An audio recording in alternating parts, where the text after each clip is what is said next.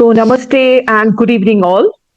Respected Chairperson, distinguished guests, National President, esteemed panelists from abroad, participants from Assam as well as other parts of India, and all our dear well-wishers.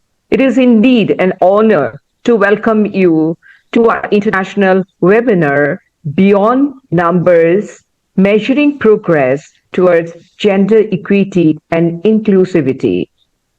I'm Dr. Ajanta Bhattacharya, Vice Chairperson of Council for Teacher Education Foundation, Assam Chapter.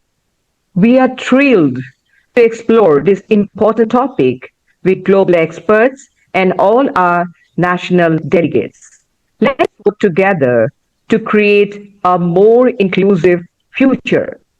Now, I would like to request Moushami Devnath play the state anthem.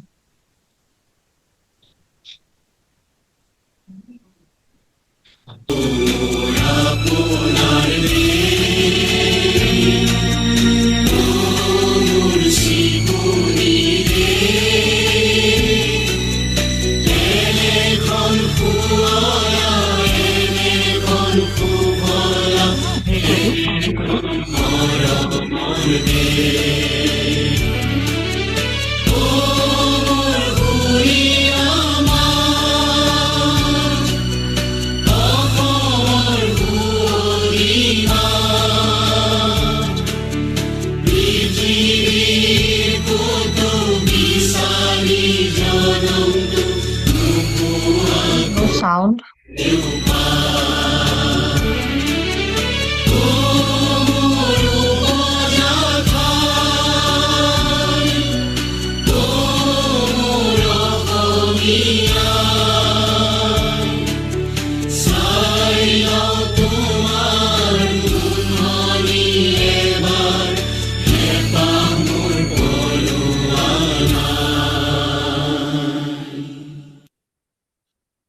Is the audio okay? No, I think, yeah. Come now. Thank you, Moushami. Moushami, start good, yeah?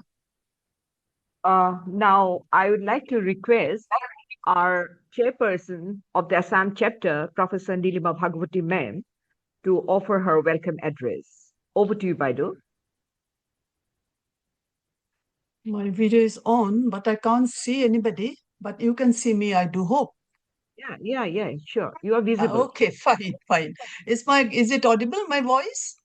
Yes, perfectly. Okay, yes, okay, fine. Namaste to all.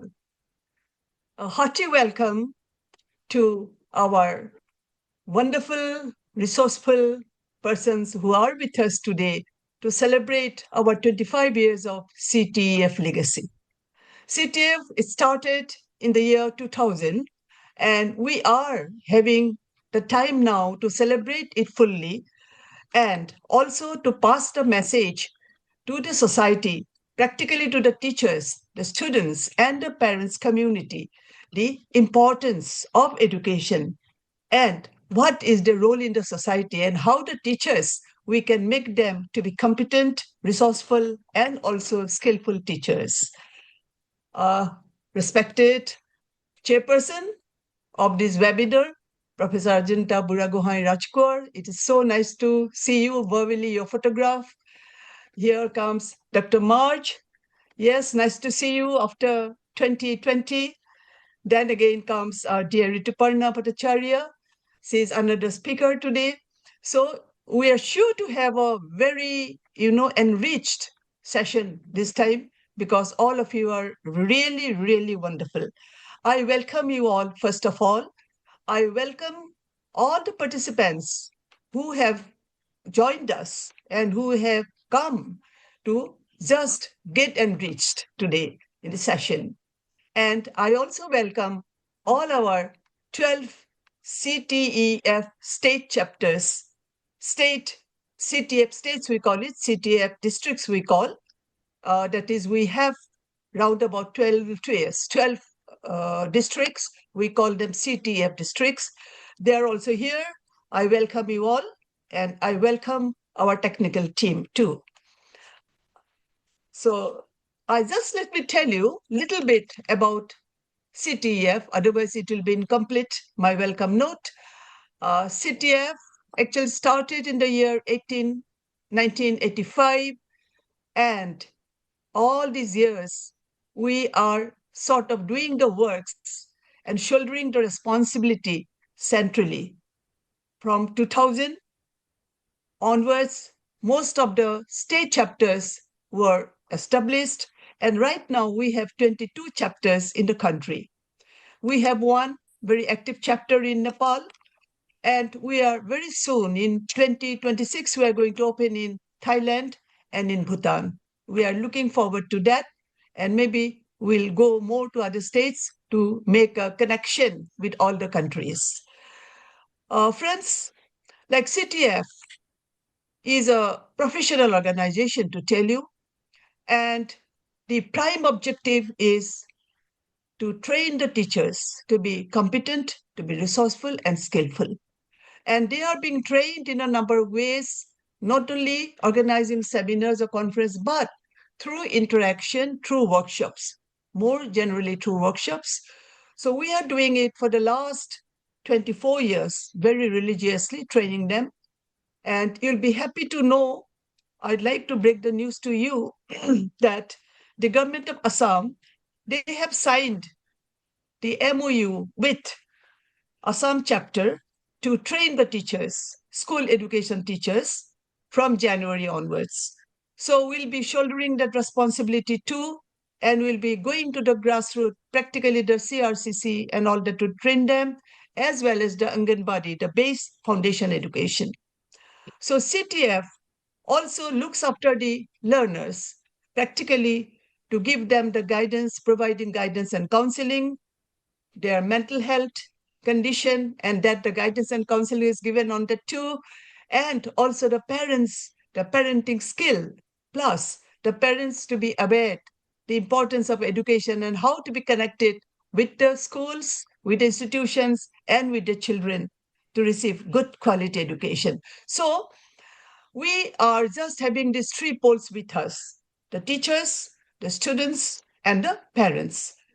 Next, we take the work of publishing our newsletter, Beyond. The name of the newsletter is Beyond, and that is a biannual, and we give all our activities which we conduct and conducted by the districts particularly. We put them in, and that is being done for the last 3 years. Again, we are having that we started, but yet to start again, teacher exchange program. Teacher exchange program to see the best practices which are being carried out by the institutions, whether it is higher education, whether it is school education. We have taken that already, but after COVID, we had to stop it for some time. But now we are going to start again from 2026, the teacher exchange program, taking them to the best schools to see the best practices on the teachers. Then again, we are having the national journal. It is being published online from the National Front. And right now, what we are doing, these 12 districts which are having the CTF, they are doing the CTF works. They are conducting various programs on their own too.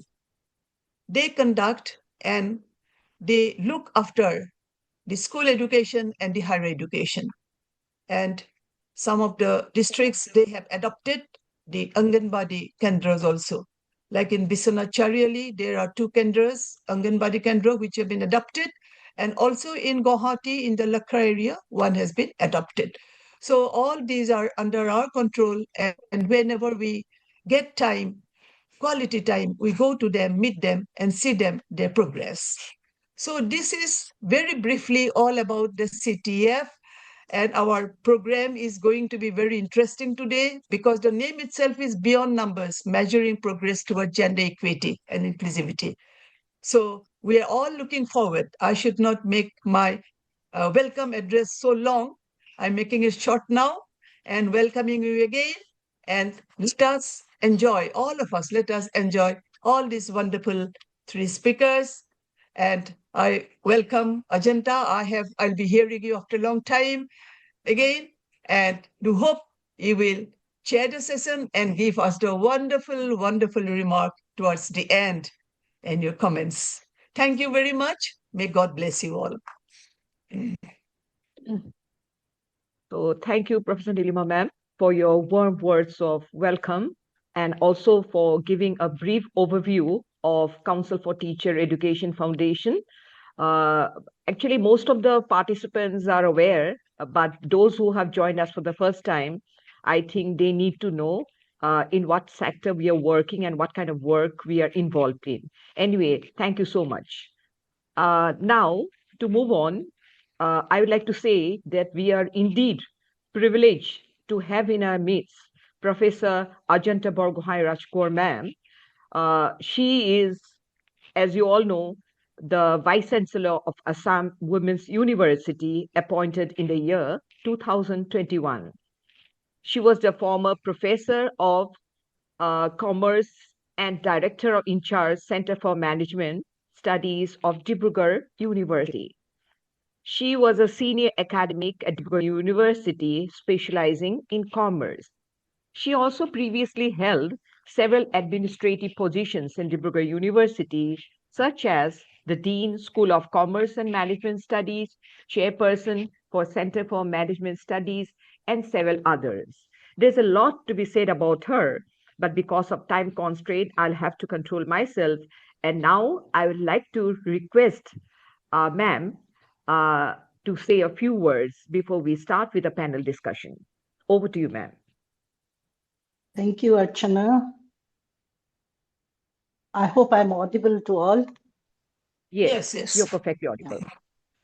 It is, in fact, as we celebrate 25 years of CTEF Legacy, I think it is the apt and it's the right time to have a topic of international webinar in this format, where we have included equity, diversity, equity, and inclusiveness. I think diversity is not there, but equity and inclusiveness is there.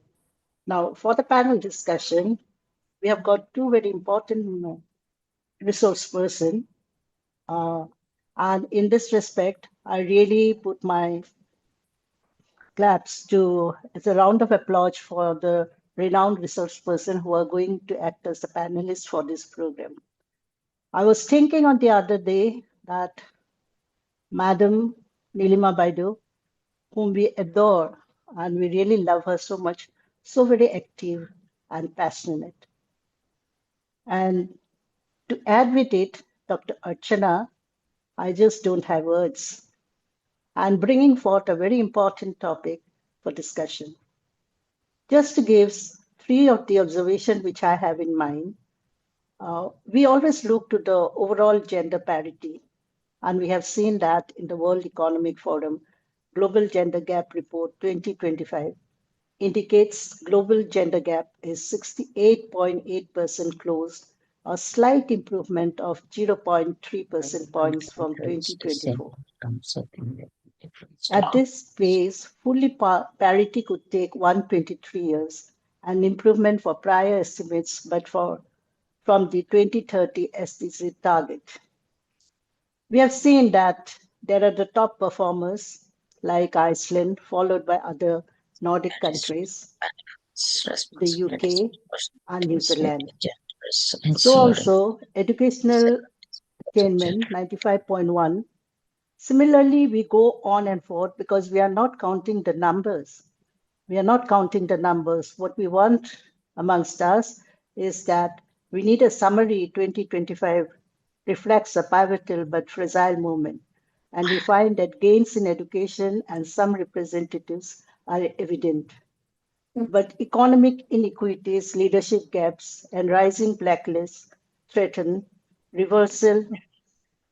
Sustained investment and policy action are critical to accelerate towards equity and inclusion. With these opening remarks, I put forward my humble submission to the August gathering to bring a thought-provoking presentation by our first resource person. Her name is Professor Rituparna, and Madam, we want you to be very specific in your presentation so that everybody can catch up with your presentation. And you have taken the very important topic where you have mentioned that beyond number measuring progress towards gender equity and inclusivity. Over to Madam, please. Before Rituparna ma'am takes over, I would just like to give a brief introduction because many of the participants here may not know about her, but as we do.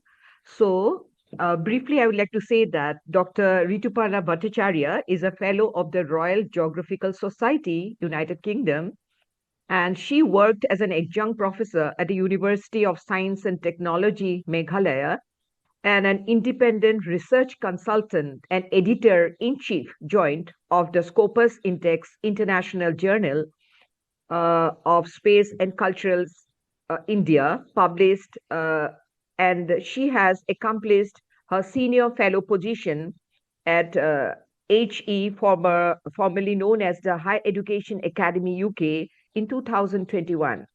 And in 2018, she received an associate fellowship from Advanced Higher Education. Dr. Bhattacharya is currently the series editor for Gender and Violence, Roulette, Taylor and Francis. She is also the associate editor of 2 international journals. She was appointed as the EC member of Cotton University in November 2023. In 2024, she was appointed the External Expert Research Advisory Committee. Earlier in 2009, she obtained her PhD from the School of Geography, Politics and Sociology, University of Newcastle, UK. She is also the recipient of the New and Emergent Scholar Award from journal Gender, Place and Culture, Roulets, Taylor and Francis Group for her contribution to gender and sexuality in South Asia. She is a brilliant scholar and has received various merit scholarships all throughout her academic journey. She has over 25 years of experience in teaching and research, and she possesses expertise in geo-humanities related to gendered politics, inequalities, poverty, violence, and sustainable development in the global south. She also has more than 99 publications to her credit. As I said, there is a lot to be said about her, but again, time constraint does not permit me. So sorry, ma'am. And now it's over to you to start your discussion. Thank you, Archana Vaido, for actually elaborating about my contribution. But this is very little when compared to the global contributions people are contributing each and every day. Anyway, I'll start my presentation today, and I thank CTEF for inviting me, for having me today. And I start with a greeting. Good evening, everyone. So let me start my presentation. Shall I share my screen? If you actually, unshare this screen, Yes, which is yes, already yes, there, yes. I can share my screen. Please, please. Mosumi, can you help her? Give her the What should sharing we- option. Huh. Give her the sharing option. That's it.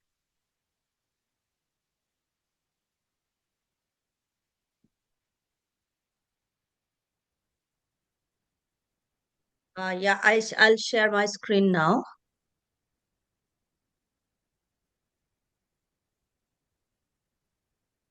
I think you all can see the screen.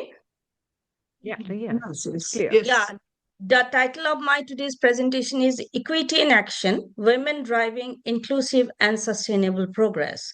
So that's me in a nutshell. My what I am today is over there in the you will see in the bottom of the screen.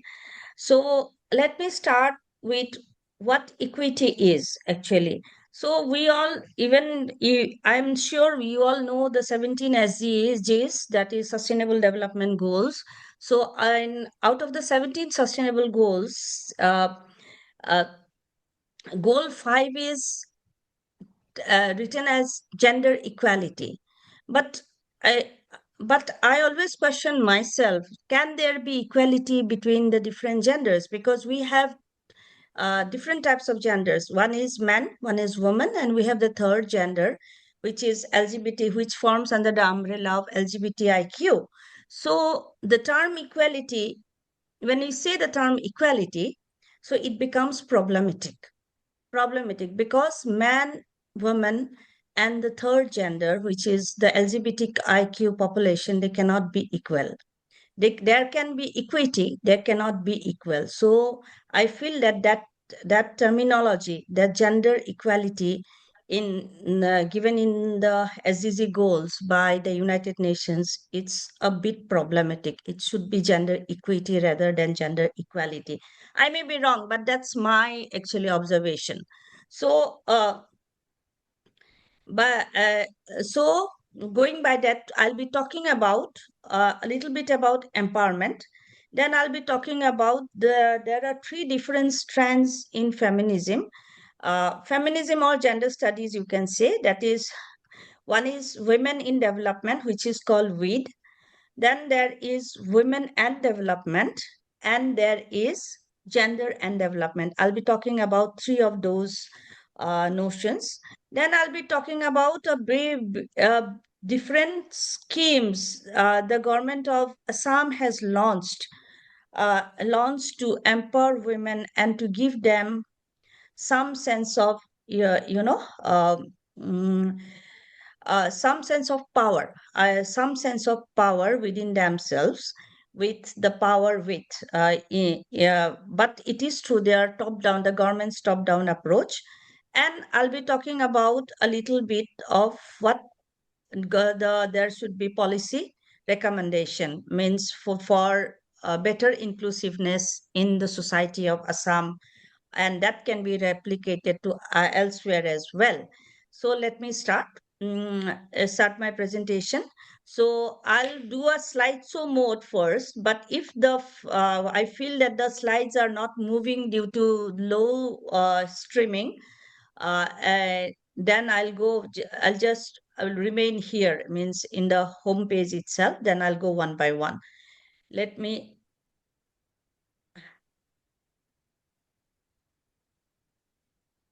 So what is empowerment? We always talk about empowerment. So what is this empowerment? So if you see the word empowerment, you will see I have given, sorry, where have I?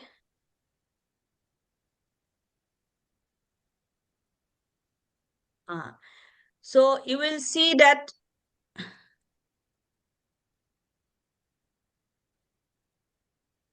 empowerment is if you say I have given the power in between the word empowerment. So empowerment is the process of gaining power, freedom, and authority to make decisions and take control over one's life or circumstances or community. So empowerment can be personal one, it can be a social empowerment within a group, it can be economic empowerment of an individual or a group, or it can be political empowerment, and is often used in the context of marginalized groups gaining agency and voice.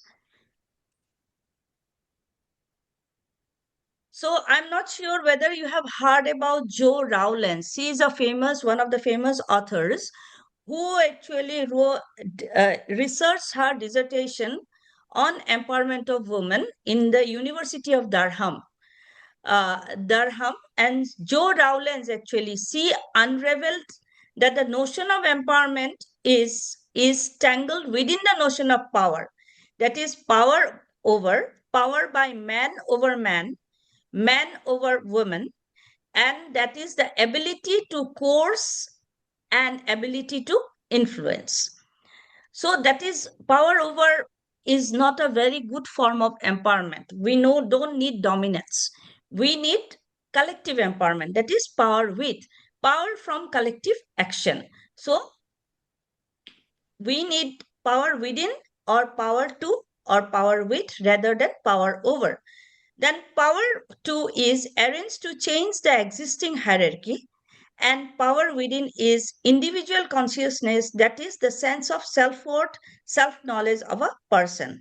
She acknowledges that power is not a zero-sum game, where empowerment means it is not that one party is benefited and the other party will lose. It is a win-win situation for all the parties if we try to empower somebody. So it means that empowerment can benefit all parties. Empowerment, these modes of power constitute various types of bodies, how empowerment operates at different levels, and how power is transmitted. In short, one form of empowerment does not simply replace or consume another. So, as I said, there will be three types of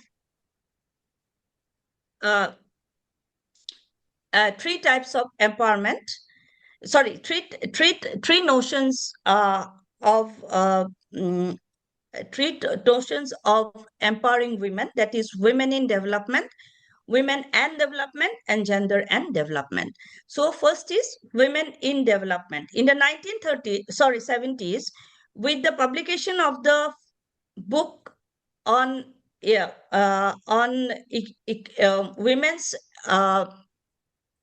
women's contribution in the economy, written by Esther Bosserup, it was published in 1970s. So the concept of women in development emerged. It focused on integrating women into development by improving access to education, employment, and health. Development is beneficial. It was assumed that development is beneficial, but women are excluded, so inclusion will fix the inequality. However, it treats women as a homogeneous group and overlooks structural inequalities and power dynamics. For example, training women in agriculture without questioning land ownership patterns or gender roles in farming. The second is, as I said, is women and development. It was developed in the late 70s as a critique of women in development concept. It focuses on women's role in development as shaped by capitalism and patriarchy. Assumption, women have always contributed to development, but their labor remains undervalued, unrecognized, or exploited. The criticism was that development itself is problematic. It reinforces gendered and class-based inequalities, highlighting how women's unpaid domestic labor sustains the formal economy yet remains invisible. We all know that women remain the caretaker in the invisible economy, yet their contribution remains invisible in the economy, in the whole economy as well. In 1995, there was a feminist from Australia. She actually calculated the amount of housework done by, her name is Duncan Ironmonger. You can, if you just Google it, Duncan Ironmonger 1995, you can actually read her paper. She actually calculated the amount of housework done by a woman at home is equivalent to the amount of productive work. Productive work means the paid work. Paid work done by her counterpart in a formal setting is almost equivalent. But the women's unpaid work, the caring role, remains invisible. So then the third concept, gender and development concept, emerged in the late 1980s and 1990s. It was influenced by socialist feminist thought. It focuses on transforming gender relations, not just improving women's status. It was assumed that gender is a social construct. Development must address power relations between all genders. And criticism moves beyond women-only projects to analyze how men and women interact within institutions and cultures, because you cannot treat all women as a homogeneous group and neither all men as a homogeneous group. There are different hierarchies of inequalities between women and men, and between man and man. So gender and development is the most plausible method of making gender is implementation of gender studies. So example, designing climate resilience programs that involve both men and women in decision making, recognizing their different vulnerabilities and contributions. These are the three notions uh, that leading to studying either gender empowerment or women's empowerment.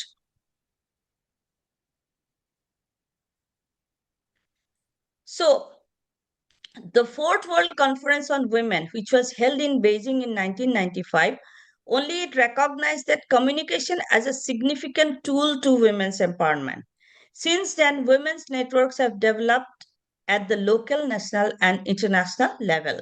The efforts of these women's organizations largely remain focused on the promulgation of global information, monitoring global and intergovernmental organizations, and organizing educational and awareness programs for the promotion of social, political, and economic empowerment.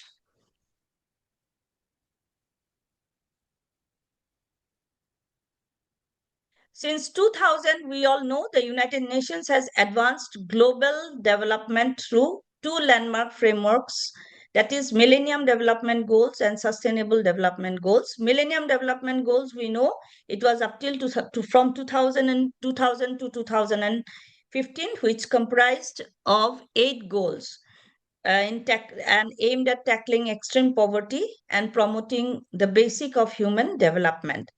But the SDG goals, it expanded and it was made more broader, more inclusive, and it comprises 17 goals. And these 17 goals includes 169 targets, and it aims to address the interconnected global challenges.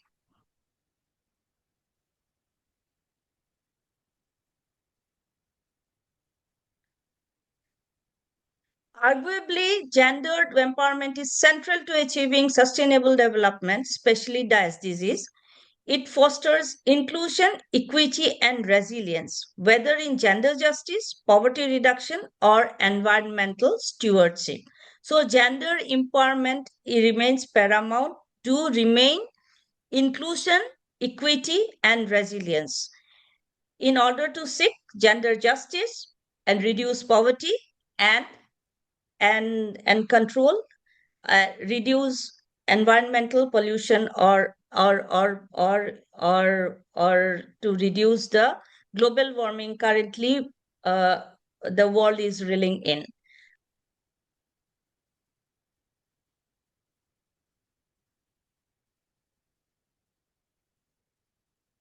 Now, before I go to talk about women's empowerment in Assam, I just give you a brief background about the percentage of women working in the formal and as well as in the informal economy of Assam. So if you Assam is an agricultural state by and large, but over the last, I think, financial year, Assam has been doing well. It has I think it contributed 19% of its GDP to the overall GDP of India. So it's quite a lot, being Assam as a developing state of the whole country. Anyway, but in Assam, over 90% of the working women are employed in the informal sector. That means only 10% of women, out of the total number of working women, only 10% are in the formal sector, and over 90% are in the informal sector. And where do they work in the informal sector? They work in agriculture, tea plantations, domestic work, and small scale trade. This reflects both the state's rural economy and limited formal employment opportunities for women. So, if you see the key statistics over here, female labor force participation rate below 25% in Assam, lower than the national average. Then informal sector share, over 90% of employed women in the informal sector, informal settings including, if you see tea plantations, they are engaged in plucking, processing, domestic support, agriculture and allied activities, home-based work, weaving, food preparation, childcare. Then tea sector alone employs 1 million women across 800 plus states. Then in the informal sector, they also work in the street vending and petty trade. So this is overall the key statistics of women working in the informal sector of the economy. Now, the question is why informal work dominates?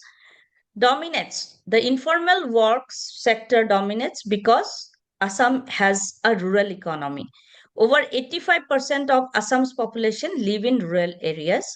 Low formal job availability, as I have already told, and limited industrial and service sector growth.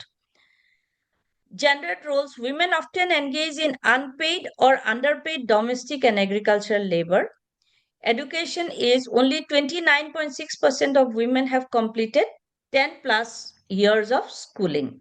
Out of the total number of women, only 29.6% of women have completed 10 plus years of schooling. And that is why women are employed mostly in the informal sector.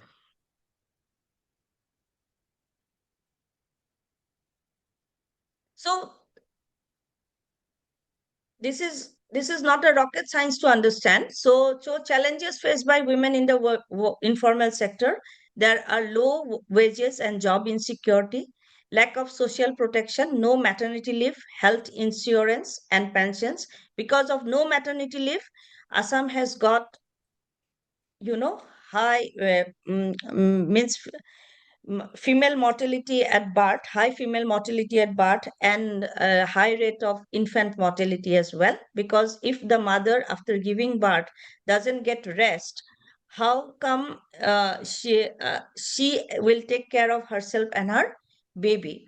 So and with no social protection, they and women living with low wages, they cannot actually have the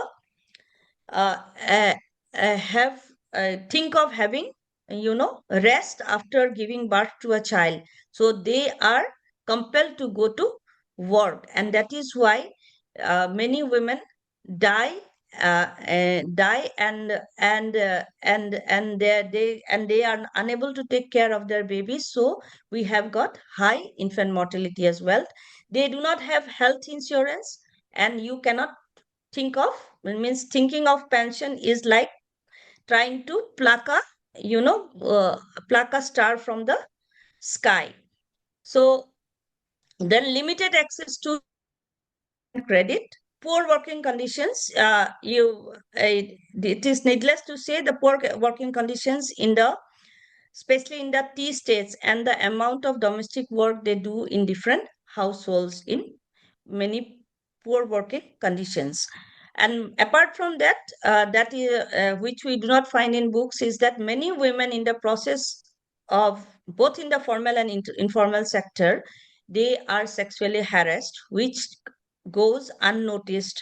And even people notice it, they just simply ignore that women has been sexually harassed.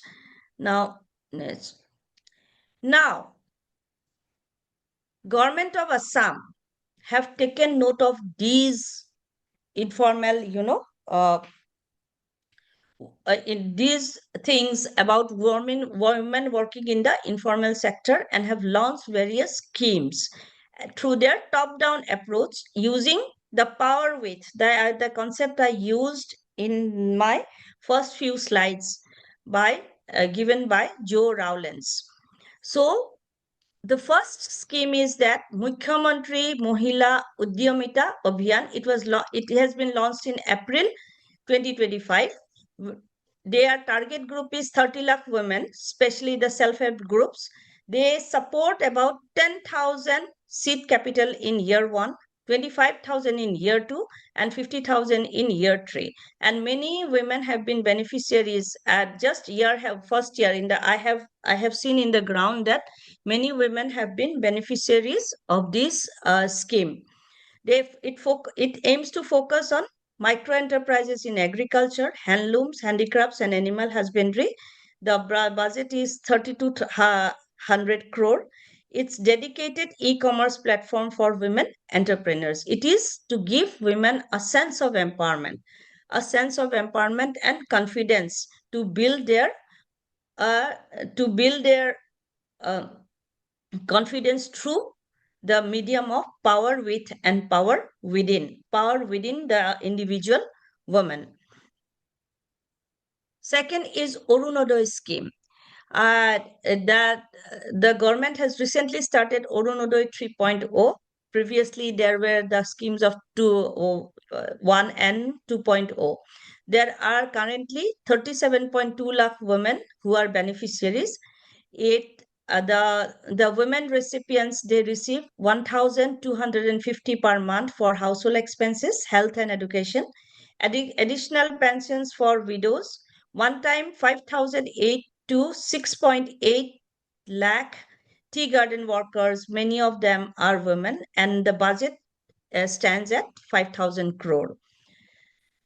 The third is the Lakpoti Baidu scheme, which is again an entrepreneurial scheme. It aims to create 1 lakh rural women entrepreneurs, interest-free loans, mentorship and startup assistance, skill development programs. The budget stands at 250 crore. The Janani Suraksha Yojana, the focus is on maternal health and institutional deliveries. So, as I said, that due to women being engaged in the informal sector, they do not have maternity leave. But that is why the government wants to take care of maternal health and institutional deliveries. But they give a cash assistance for women delivering in government or accredited private hospitals. Target group is primarily rural women. Then Swarnabir Nari, though it aims to empower women through self-help groups. Support is through microcredit access, government procurement of handmade products, and marketing platforms. And it has I think already 4 lakh rural women have become beneficiaries of this scheme. The next is Mukhyamantri Atmanirbhar Aham Yojana, that is women component. It targets unemployed women graduates and dropouts, which is a very essential one to empower individual girls and women who remain unemployed after graduating or has dropped out because of financial or other problems. The support is to give interest-free loans up to 2 lakh, then skill training before fund dispersal, then promote self-employment and local enterprise. Then Arundhati Gold Scheme, it aims just 10 grams of gold gifted to brides from economically weaker section, the support women at the time of their weddings. Then the last one is the Nizut Moina scheme, which I personally actually like this scheme very much because it is under the broader umbrella of Beti Bachao Beti Padhao, so launched by Government of India. So it aims to educate the girl child. And the girl child in Assam, I'm not sure whether you know or not, from I think their 8th standard up till their MA, MSc, they do not have to give fees in their school, which is paid by the government. And in addition to that, through their Nizut Moina schemes, the individual girls enrolled in various classes, they get an amount up to 2,500, I think 2,500, from 1,000 to up to 2,500 in their pockets or in their banks every month, which gives a tremendous sense of confidence and a sense of empowerment within the girl children. So the focus is girl child education, financial aid for girls enrolling in higher education, then reduce dropout rates and promote empowerment through education. The Nizut Moina scheme has expanded rapidly, supporting over 3.5 lakh girls students across Assam in 2025-26 academic year, up from which is an increase from 1.61 lakh beneficiaries in 2024-25. Girls enrolled in 11 and 12 receive 1,000 per month. Undergraduate, they receive 1,250 per month, and postgraduate students receive 2,500 per month for up to 10 months. So this is a Nizuit Moina scheme. Now,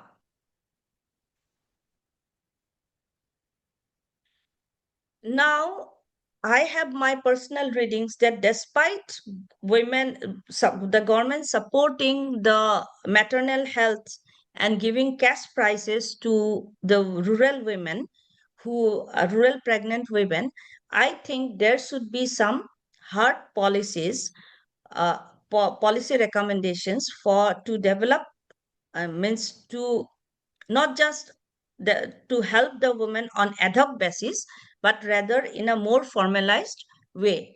So I have some few policy recommendations for that. Formalize informal work through cooperatives and social security schemes. These social security schemes are no doubt they are very good.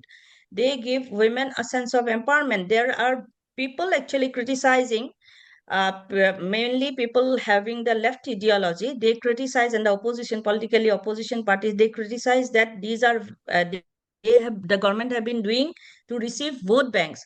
But I personally believe that this is not a vote bank. It is thinking that government has been helping women only for women or other people as well only for vote banks is just a very low level of thinking. But it is the responsibility of any government, whether it is the currently the right-wing government, or whether it is a left-wing government, or whether it is a Congress government, to actually help its vulnerable and marginalized groups, so that they do not have to think about their daily needs every day. Then if a person do not have to think about their daily needs, and if they are recognized by the government or somebody, anybody, then a sense of empowerment is felt within them, and which that sense of empowerment can help them to build a small, build their own environment. They will be able to help others as well. So next is expand skill development tailored to rural women, which could be through agro processing, craft, digital literacy. Then improve access to education and childcare to enable women's mobility, which is very important. Not only there's the women employed in the informal sector, they should have maternal help, but they should have maternity leave. Already in the formal sector, there where the government is actually has implemented maternity leave, which was earlier 3 months, but now it is up to 26 weeks. But similarly, in the informal sector, maternity leave should be implemented, and in addition to that, there should be some childcare facilities for young to have their child cared for while they are at work at somebody's place. Then the fourth recommendation is strengthen labor rights and monitoring in sectors like tea and domestic work. These are the few policy recommendations from my side. Thank you. I'll be happy to take part in discussions later on. Thank you so much. Thank you, Rituparna. That was a very thought-provoking presentation. You have filled up a lot of gaps, and many of us here who may not be aware of some of these policies and some of these schemes, at least today, have some food for thought. And so thank you once again. I'm sure there'll be some queries during the discussion hour, but now I would like to invite our second panelist, Dr. Marge Ballesteros. Actually, her full name is Dr. Margarita Ballesteros, but she is fondly known as Dr. Marge. And I like this name, and that is why I often use it. She's a senior official at the Philippines Department of Education and currently serving at the Office of the Undersecretary for Government and Operation through Regional Focal Secretariat.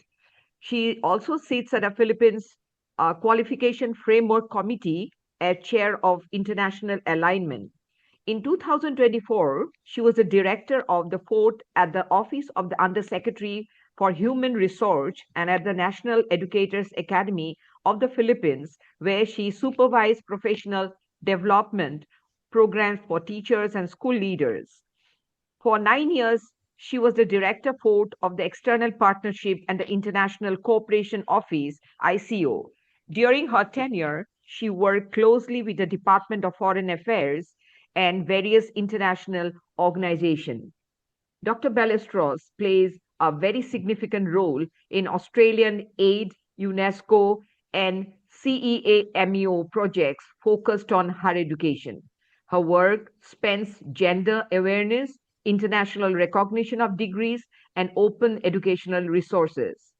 Recently, she was selected as the Asia Pacific focal person at the UNESCO International Teacher Task Force on Teacher Education and Professional Development.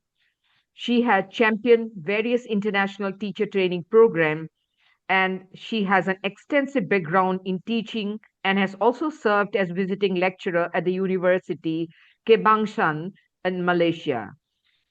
She holds multiple advanced degrees, such as the Diploma in International Leadership, Diploma in Global Citizenship Education, Masters in Developmental Psychology and Spiritual Theology, as well as Masters in Reading Education. She did her PhD in Public Administration and Governance, as well as on Leadership for Curriculum Management in Seoul, University of Korea. She is the recipient of various awards, nationally as well as internationally. Among them is the Moral and Innovative Leadership Award, Doctor Fellow in Education, Management and Public Administration, and the Carlos P. Romulo Award from the UNESCO National Commission. Again, I'd like to say that there is still a lot more to be said about her, but time does not permit me. So now it's over to Dr. Marge. Thank you, Dr. Chana.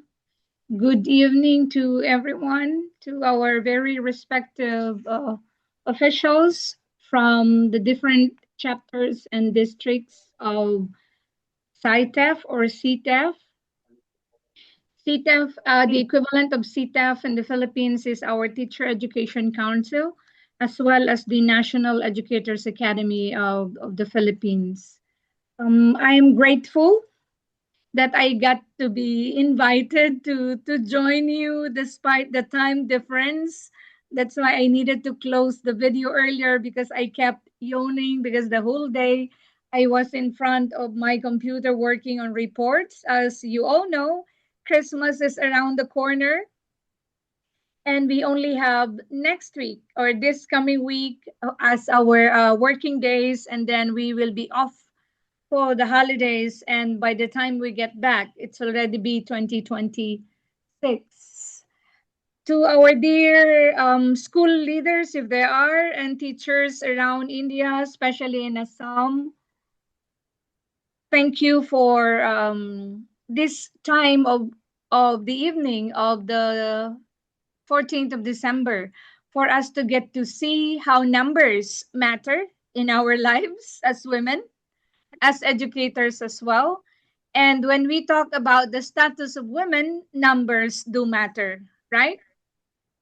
At first glance, we seem to say numbers may seem cold, digits and percentages etched on different slides. Well, with Dr. Rituparna all the way from UK earlier, she has presented as well some of important not just things for these courses in Assam or in the whole of India, but around the globe. I think I could relate with some of the issues that she has raised.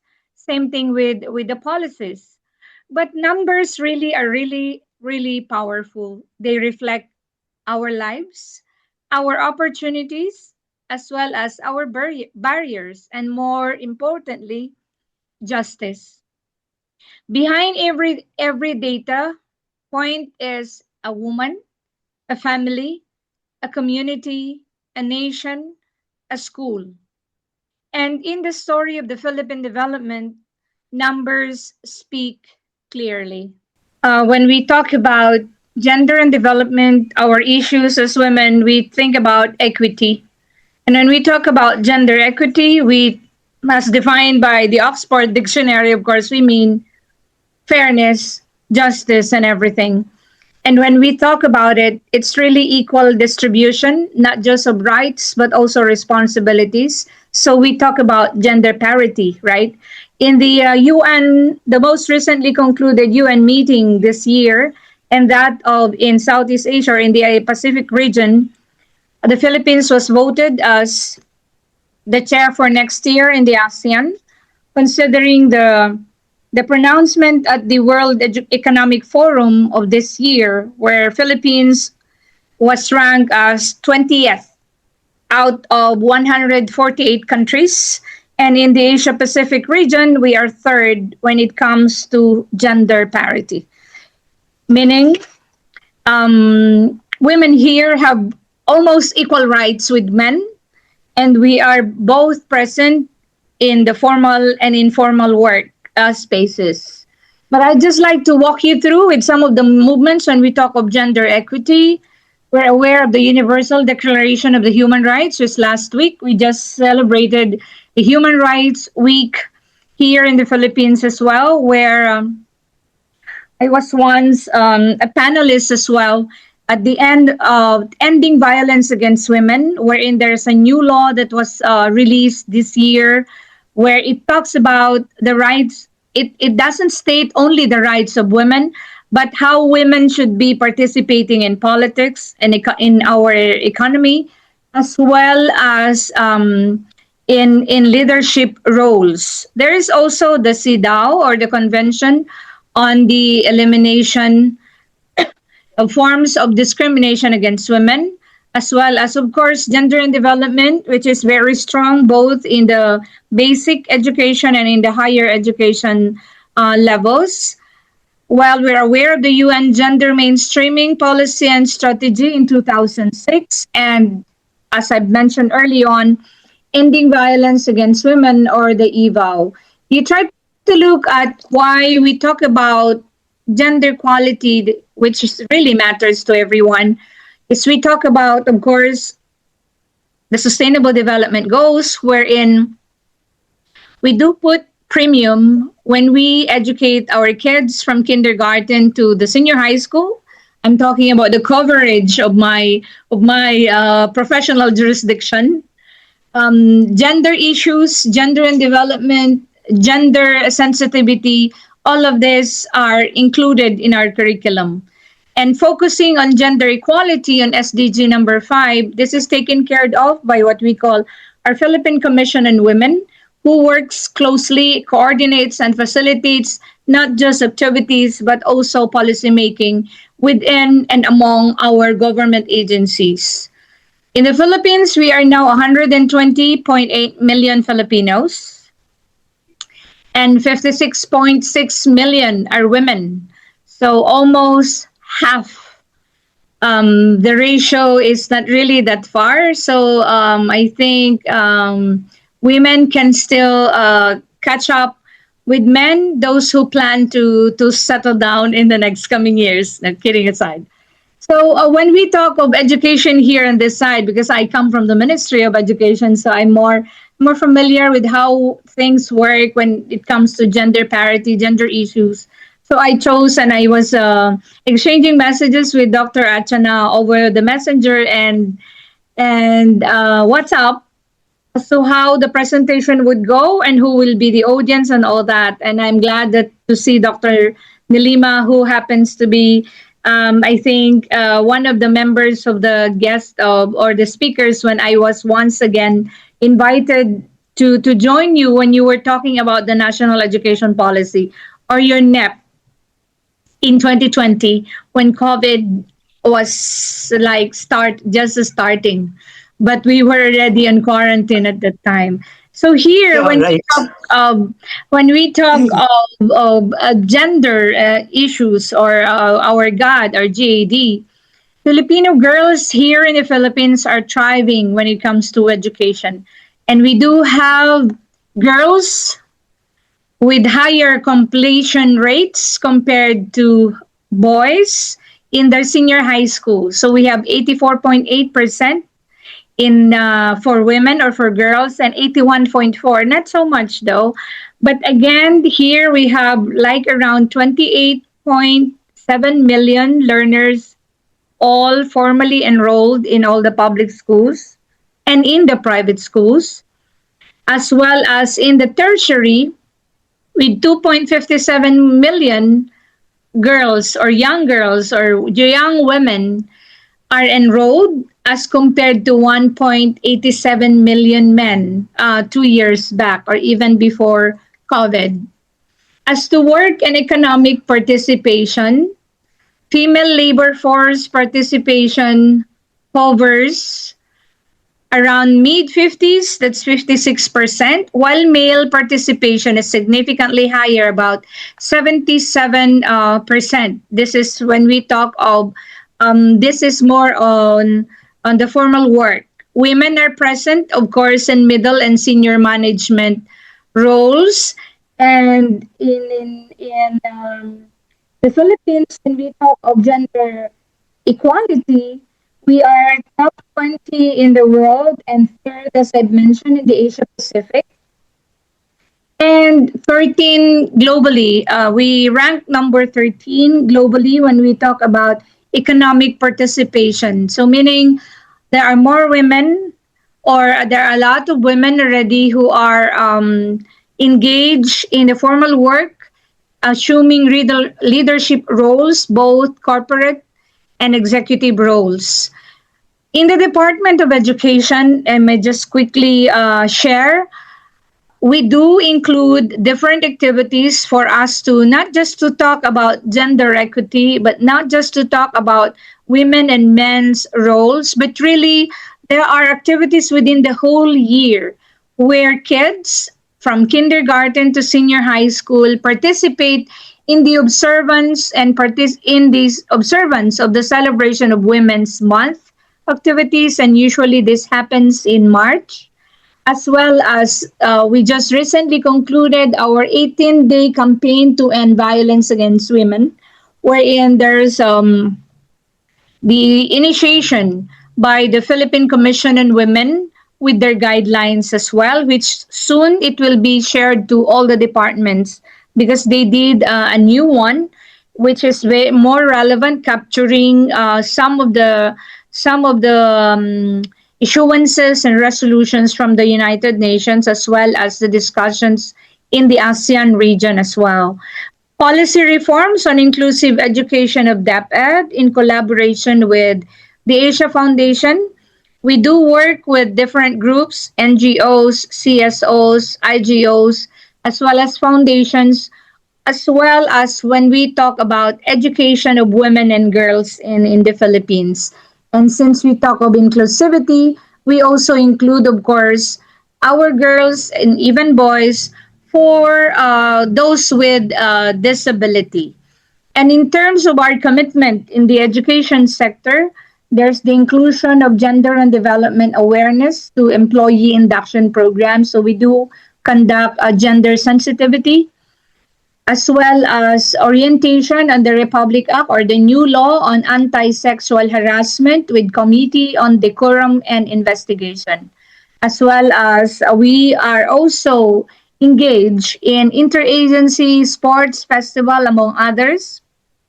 Women of Sports, we call it, and this is with the Philippine Sports Commission, as well as a country with the with our Philippine Development Plan, which was signed in 2022, months after the president assumed his duty as leader of this country. The Philippine Development Plan already includes strategies that would promote and support gender equality and women's empowerment as part of human and social development goals. Therefore, in the Philippine Development Plan, it is set really to target to increase the female labor force participation rate from 51.7% to 54% at least by 2028, We have it 2028 because usually the presidency is only for 6 years. So he's ending his term in 2028. So that's his target. Again, we also are investing on improving the quality of life for girls living in poverty. So we have our program in the ministry or in the Department of Education called the Alternative Learning System. And with that, the framework shows here that first thing we did in the country is really to establish the Girls Education Center. Aside from our public schools, we have education centers in the region, especially for girls, because these centers include those girls who already gave birth at an early age, those girls who's undergoing therapy or other things, those who are in the rehab, they can go at the girls education center and get to be educated. But of course the curriculum is different. They are under the alternative learning system, so they do equivalency and they do accreditation of their skills as well. Second is the development of our alternative learning system curriculum, which is in parallel with the K to 12 curriculum that we have. We do capacity building for the alternative learning system teachers, as well as for the ALS girl learners. And of course, there is a group who handles really the project management team. What is this for? This is really to improve better life for out of school girls project. So meaning these are the girls who are outside the formal schooling. They do have, or we do have those in the centers. And in partnership with UNESCO in Jakarta and in Bangkok, and of course Korea, we were able to get into and forge partnership so we can put up these centers in the regions, specifically to really improve the lives of our girls.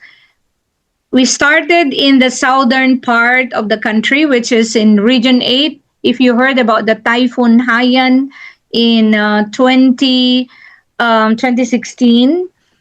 So we saw how the girls suffered, those who stopped from school, those who did not return to school, and those who were forced to get married, and those who were raped, and yet they would like to continue their education. So all of this are actually welcome in the girls' center. In terms of gender equality, which we said it really matters, from MDG to the SDG, we're familiar with the Millennium Development Goals, to now the Sustainable Development Goals 5 when we talk of gender equality. It is really a goal that is not just important in itself, but really it is essential because it contributes to the achievement of course, first, to reduce poverty, stimulate growth, reduce inequities, and of course, contribute to child development. And when we talk of education for girls and for boys, it is a human right. So here in this part of the world, we make sure that our kids are in school. If not, we have the alternative learning system for out of school youth for them to go into. Why do gender inequalities still exist in this century? Now we talk about 21st century. We're now talking about artificial intelligence, and yet there's so much to talk about when we now see the inequality between and among our boys and girls. What would be some of the reasons? Of course, one is it do exist in families, in our society, in our communities, within the culture in itself, religious norms, societal institutions, as well as biological views. Here on this slide, I'd like to share what I got from the OECD website in 2023, I guess, where OECD countries, they have shared that when they talk about improving gender equality and what can be done, They said it's really a change of mindset and an adoption of policies that would allow better work family balance and specific instruments like taxes, allowances, and leave provisions. Here in the Philippines, we do have the Magna Carta for women. There's also a Magna Carta for teachers, wherein teachers are now offloaded from other extra work. They're just there in school to teach. There are increases in their allowances, as well as there are other leave provisions in the law that covers teachers as well. And just last week, a new law came out, and that is for all those who work in the government, we are given additional 5 days leave for mental wellness. Either you take that leave just to rest, you take that leave because you're going overseas for 5 days, maybe just in Southeast Asia. So we're given 5 days wherein you can apply it in one shot deal, or you can chop it into two days, and then another one for 3 days. But for non-OECD countries like us, there need to be an improvement in the data collection as well as to monitor progress, better understanding of local specificities when we talk about gender equality. That's why we need the Philippine Commission on Women to work with all the agencies, particularly addressing gender equality, and ensure effective design and implementation of laws, strengthening women's voice, and communicate the benefits of reforms. You might have heard that in the Philippines, that the voices of women are really that strong. And they do matter in politics, in religion, in schools, and even in communities. The reason of which there is an increasing number of women leaders, women who are empowered, and women who know the rights and they fight for the rights of our people as well. And when we talk about gender issues here and there, we always start with our kids in school, then our teachers who we train from time to time per quarter in the different formats, either on site or also online. Friends, when we talk of numbers in terms of gender equality, these are just tools for transformation and also indicators of progress, but goes with it would be challenges. And let me just quickly share you one of the, if not two of the challenges, really is the one. We really need to get to strengthen gender responsive education and life skills programs that would both empower girls and boys to really reject stereotypes. Second would be to advance women's representation in governance, not just as a quota, but as a meaningful participation and influence, and making sure that data is used consistently and comprehensively so that gender disaggregated statistics must really inform planning, budgeting, so that we can have iterative policy improvements. The status of women, not just in the Philippines, cannot be understood without numbers, but neither can it be changed without a heart, intention, and sustained collective effort. Numbers matter because behind every percent, every rate, every ratio is a woman with a dream, a student, a worker, a leader, a caregiver, and change maker. And with that, I'd like to end my sharing tonight by sharing with you my favorite words of my favorite United Nations Secretary General, who I happened to meet when I was studying in Korea for a few months, when he said, investing in women is not only the right thing to do, it is the smart thing to do. I am deeply convinced that in women, the world has at its disposal the most significant and yet largely untapped potential for development and peace. Gender equality is not only a goal in itself, but a prerequisite for reaching all the other international development goals, including the Sustainable Development Goals, particularly that of number 5. With that, I will end my sharing, and I'd like to thank everyone for listening and for your attention. Shukran. Thank you. Thank you, Dr. Marge. That was a brilliant presentation. And we have come to know so much about the status of Filipino women.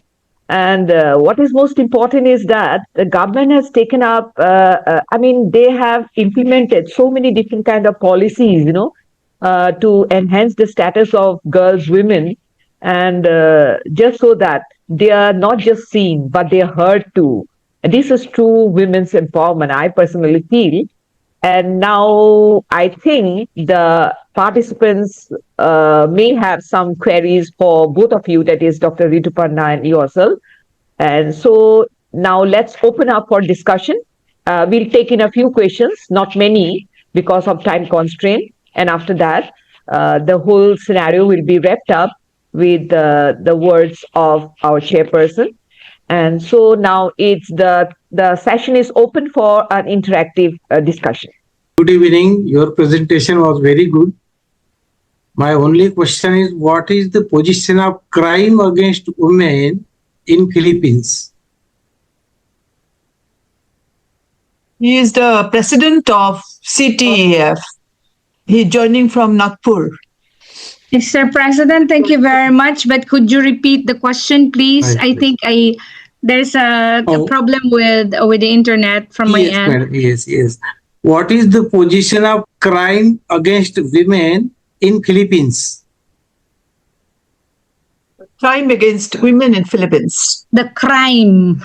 Yes. Oh well, maybe I can. I will have to answer that in two parts. One for girls and one for women. When we talk of girls, these are the younger ones who go to school and those who are out of school. In the southern part of the Philippines, the most common crime committed against the girls would be rape. Those who go to school, because some of we in the Philippines, we have this what we call last miles schools. These are schools which are separated from the mainland. So you either go up the mountain or you either cross the sea or the river to reach your school. And most of these girls who were raped, and I think it still happens today, those who walk from their homes to the schools, which would be like around 5 to 10 kilometers away every day. That's one. For women, both who are at work and don't have work, usually it's the professional bullying.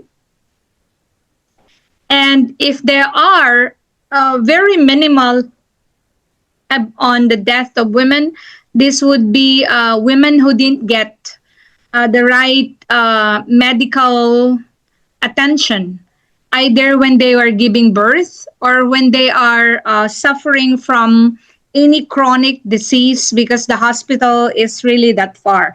Hospitals could be beyond their reach. And again, these are really in areas where the services are separated from, or the communities are separated from the mainland. These are just the things that I see on paper every day, or I hear from the news as well. Not so much about being gunned down because of drugs. We don't have that yet. I hope it won't happen. And what measures the government is taking against this? Well, for the girls, there is in schools and in communities already, there are now hired security guards. And for these girls who come from far areas and they are really far, very distant from their schools, there are now transportations provided by the community and by the department in partnership with non-governmental organizations. I know of some who are in the south and they use the motorcycles, jeepneys, as well as trucks to bring the kids to school and bring them back home. For those in the islands, we have the Yellow Boat Foundation who gave them boats. So their fathers or their brothers who can bring the siblings and the other girls and boys in the community to school, they ride the boat.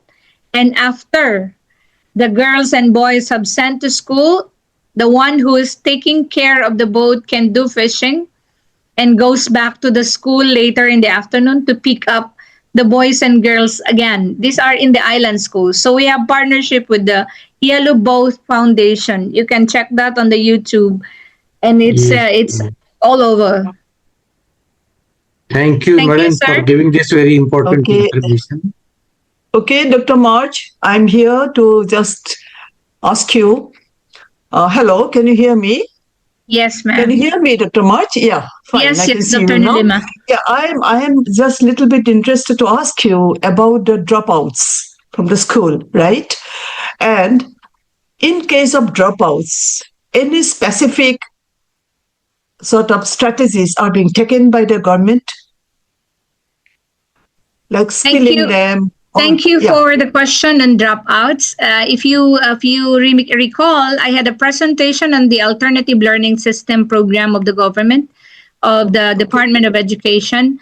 In case of dropouts, there is a program that would request our teachers to do to do home visits and find out the reason why the boy or the girl is dropping out. And once the reason is either illness, then with partnership of our rural health communities, they do get a medical help. But if the reason of dropping out is they cannot catch up with the lessons, because there are different categories. If they cannot catch up with the lessons, then we now have our what we call the Alternative Recovery Program for Literacy and Numeracy. So they have their tutors, but they still go to school. But the class is separated from the regular one. But if the students, the dropping out boys and girls will just decide to take through the alternative learning system, which they don't go to school on a daily basis. They only go to school, I think, 3 times in a week. And then they have their modules or they have their online. It is through the online. They have their classes there as well. Then they can opt for that. That's how the government is helping. Oh, that's good. Okay, fine. I am seeing some of them are in the chat box. I think Rosemary, you just open your ear and ask you the question. I can see her name, Rosemary. Can you hear me? Rosemary, where is she? Hello. Okay. Excuse me, Baido. Let me read out what's written in the chat box. Yeah, okay, but is it Miss also? Yes, I know. There is one from Rosemary. She says it's a nice. No, it's from I don't know Dell. What name I mean, it's not given here. And that person wants to know how can the teacher educators play a vital role in gender equity education beyond the specified curriculum. Okay. It's a longer question. How can educators play a vital role in gender equity education beyond the specified curriculum? Exactly. Who is she? No name shown here. Okay. Only the phone. It is for Dr. Marge, I believe. Yeah, it is for Dr. Marge. Yeah. It is for Dr. Marge. Dr. Marge? Hello? Hello? I'm trying to look for the question. No, I'll read out. Maybe you're having some problem. how can the teacher educators play a vital role in gender equity education beyond the specified curriculum? Well, number one, if teachers are empowered and they know what gender is all about and they're Right. proud to be women, they're proud to be men, it's easier to teach when one is with the conviction that he is a man or she is a woman. You have heard Professor Rituparna earlier highlighting what empowerment is all about.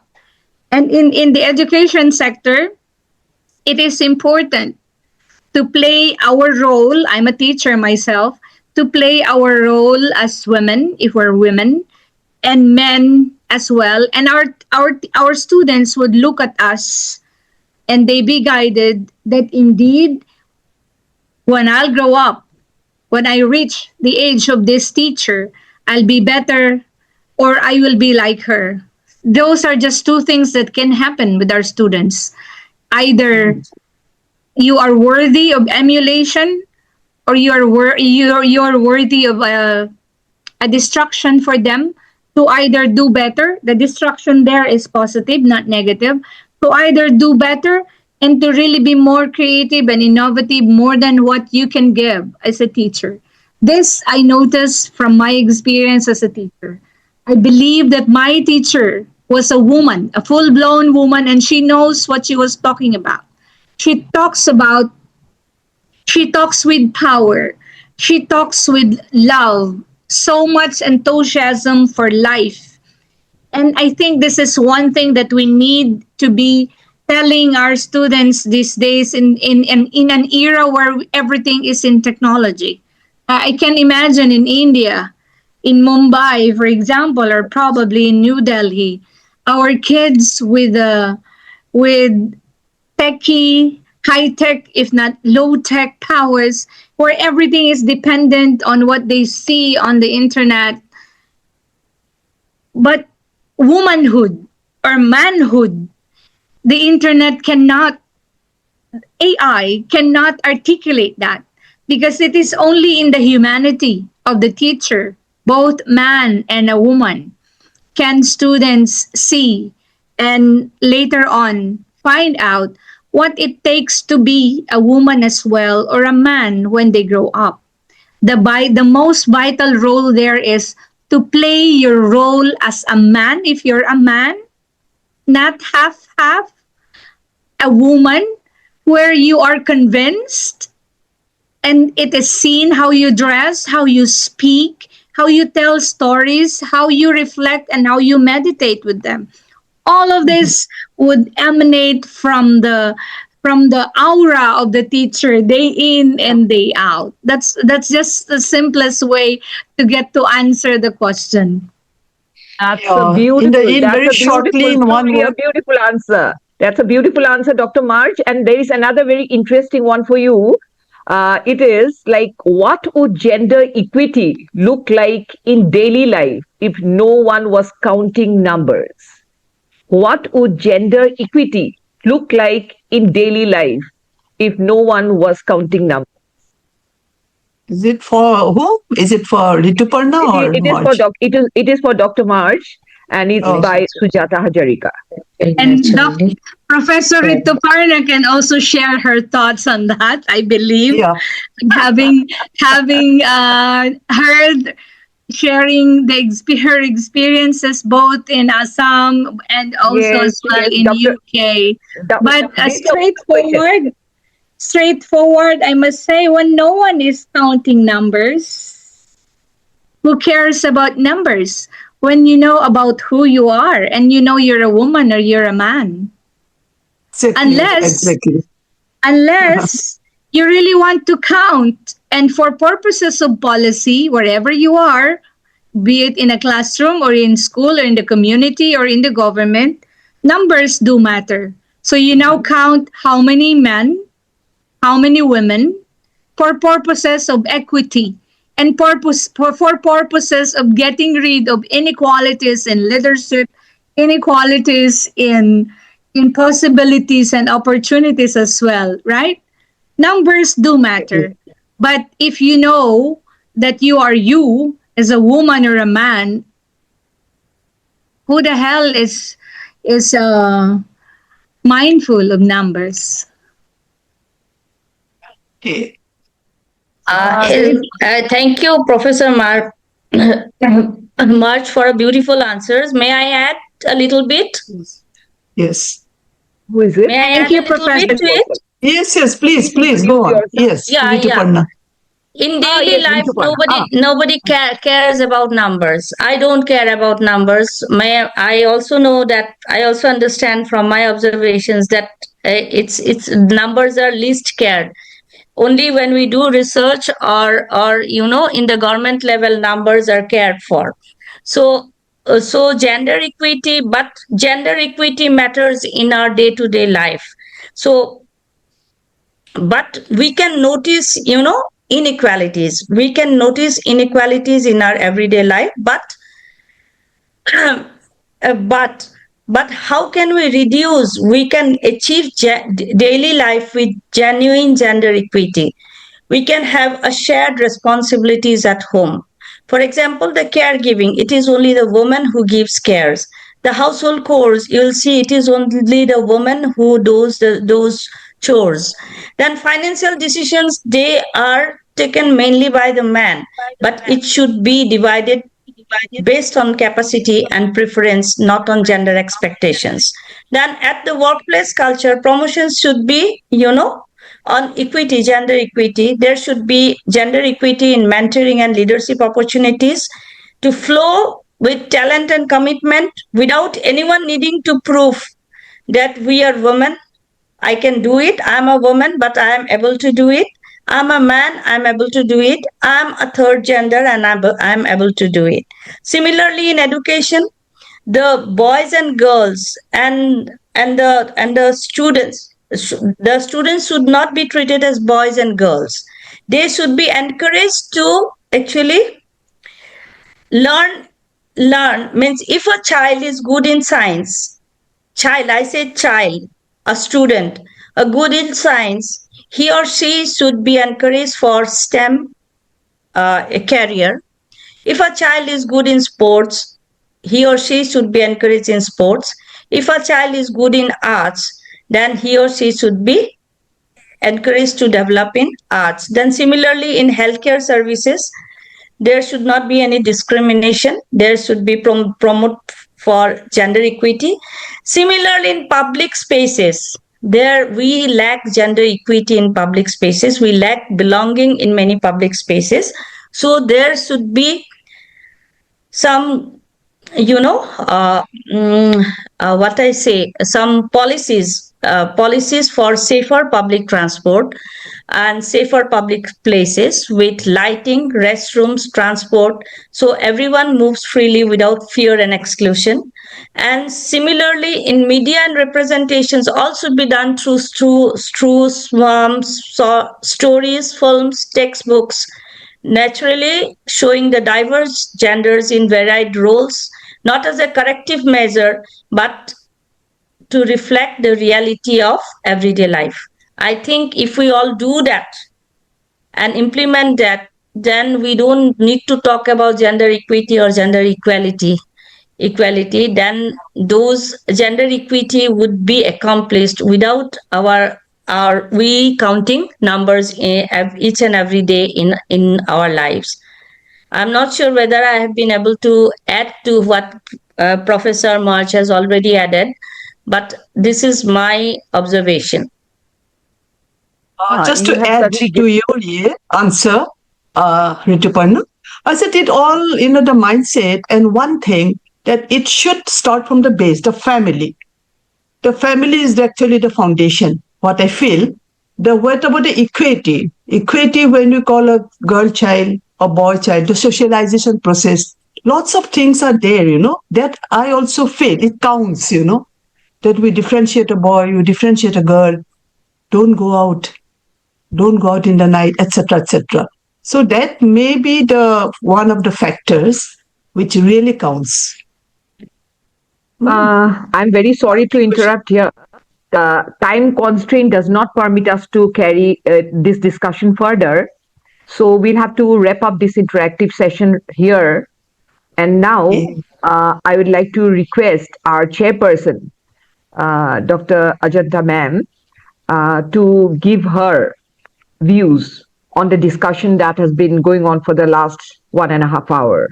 So it's over to you, ma'am.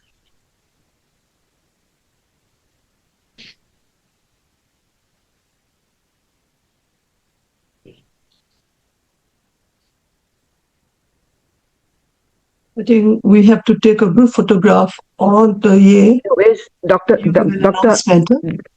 Huh. Dr. Ajanta? Ajanta is there. Yeah. Hello? Hello. I'm here. Ajanta? Yes. Yeah, she's there. Yeah. Like, Now it's over to you. It's over to you. Thank you, Dr. Archana. Like Rituparna's paper, Dr. Rituparna's paper was excellent, and it has very meaningful, and it has given a thought to go on. But at the same time, I have a little bit of ambiguity with regard to empowerment of gender when she referred about decision making, financial decision making, but decision making in all aspect, I would say. She also referred a point on agriculture, and in agriculture, we are not as a country, we are based as an agro-based country.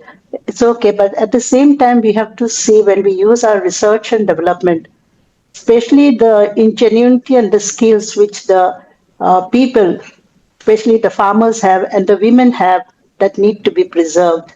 So, another thing she said about maternity leave for the informal sector is not evident, but this can always happen in an institution like the university system. We have got the autonomy, and we can always go for maternity leave. We can always give maternity leave those who are not permanent too, because this is the demand of the situation. And Nijut Maina's scheme, she very rightly said that this will give a boost for the girl child not to drop her studies. So this is a very important scheme. Another scheme that we have is the CM Flight Mirai institution, where we can learn the Japanese language, and many of the institution has already taken up this. And I hope this will go a long way in learning Japanese language, which is required for employment in the MNCs. Then there were certain queries with regard to how we can really control child labor, child marriage. This is possible if we can install blockchain technology, which is very important. And blockchain technology will have transparency, and each and every stakeholder in the blockchain technology can have access to information. So blockchain technology can be adopted. In fact, Dr. Marge presentation too was very excellent, and I feel that we can go for collaboration. It is very important. When we go for collaboration, we learn from each other. A lot of things has surfaced, so we just cannot rely on the typical way forward, because vertical thinking takes problems head on. So we have to solve them with in a radical way, I would say. That is exactly what can be done. It is through collaboration with our peers across discipline, and redraw the limits and slice through every standard and norm that exists, because that is where the greatest human advancements are made. With this concluding line, I would like to wrap it up, as we are running short of time, which I can see from Dr. Archana's face. And thank you so much for giving me to express at least few of my things which I had, which may not directly impact, but the thing is that when we go for such presentation, there are a lot of views coming in, and it is necessary for all of us to merge the things and bring the best of it in the best optimal way. Thank you so much. Thank you so much, Dr. Ajanta ma'am. Actually, I was hoping you'd carry on for 2 or 3 more minutes. But still, because you have wrapped up and in a very beautiful manner. Short of time. I know, but still, we could have afforded to give another 2 minutes or so. But I must say that she has beautifully concluded the presentation of the 2 very distinguished panelists. We have learned so much in this webinar today. And I would like to thank you on behalf of CTEF from the core of my heart. And now it is time for me to offer the formal vote of thanks. So, as we bring down the curtain on this resounding webinar, I'm privileged to propose a heartful vote of thanks to our venerated chairperson, Professor Ajanta Borgohain Rajkonwar, ma'am. Your guidance has been the beacon that illuminated our discussion on this very, very important topic. To our erudite panelists, Dr. Rituparna Bhattacharya, Dr. Marge Ballesteros, your profound insights have enriched our understanding of beyond numbers. Dash, dash, dash. And to our delegates and participants, your enthusiasm has definitely enriched this webinar. And to all our well-wishers and our CTEF family members, your unwavering support will definitely continue to be our greatest strength. And I would like to offer a bouquet of thanks, a special bouquet of thanks to our national president, Professor Dr. K.M. Vandakar sir, for taking time out of your busy schedule to join us here. Thank you so much, sir. Special thanks goes to Antariksh Information Technology, our technical partner. Your expertise has seamlessly woven the whole event together. So we are deeply indebted to each one of you. Your collective contribution has etched this webinar in our memories forever. So until we meet again, thank you and namaskar. Now it's over to Mosumi. Please play the national anthem.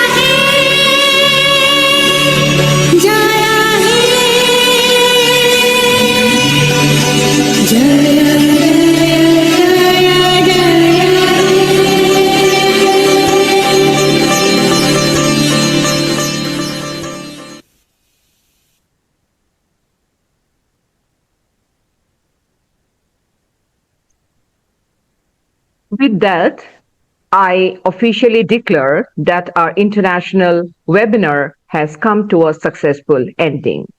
Jai Hind, Jai Bharat Mata.